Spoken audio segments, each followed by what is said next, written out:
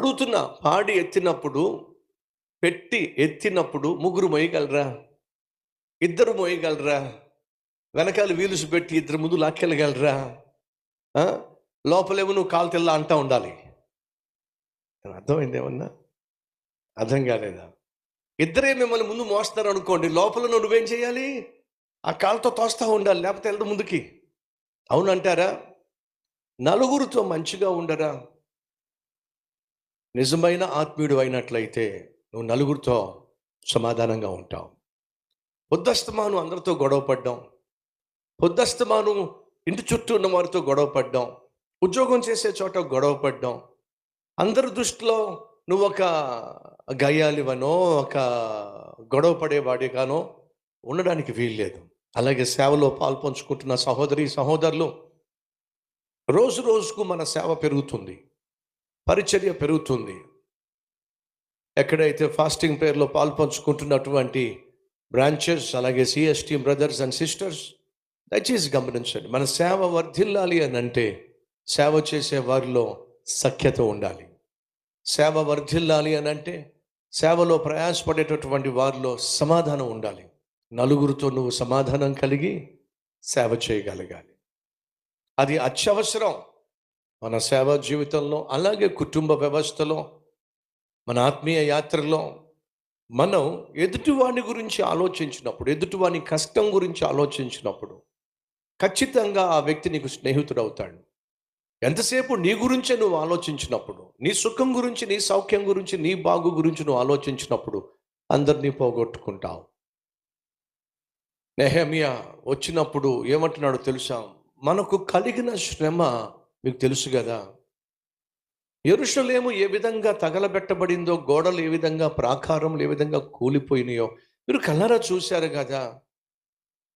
అంతేకాదు, ఇంకొక మాట అన్నాడు, మనకు ఇక మీదట నింద రాకుండా నిందలు భరిస్తున్నాం.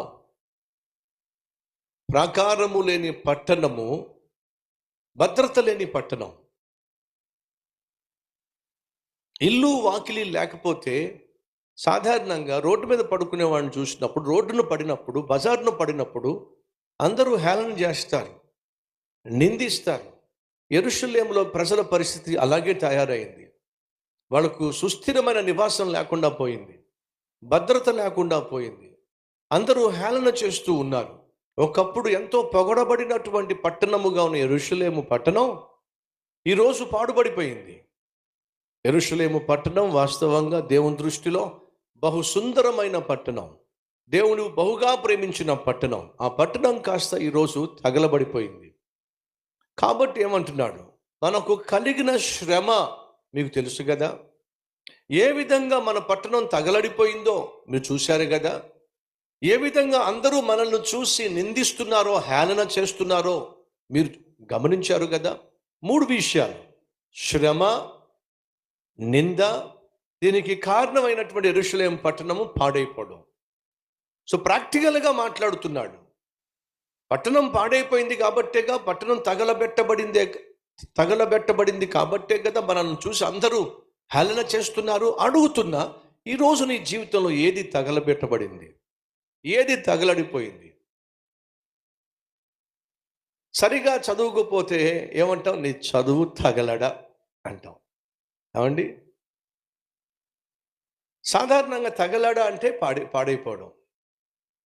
ఏది ఈరోజు నీ జీవితంలో నువ్వు నిందించబడ్డానికి, నీ వాళ్ళే నిన్ను అవమానపరచటానికి, నీ బంధువులే నిన్ను చూసి హేళన చేయటానికి, ఉద్యోగం చేసే చోట నీతో పాటు పనిచేసే వాళ్ళు నిన్ను చిన్న చూపు చూడడానికి కారణం ఏమిటి?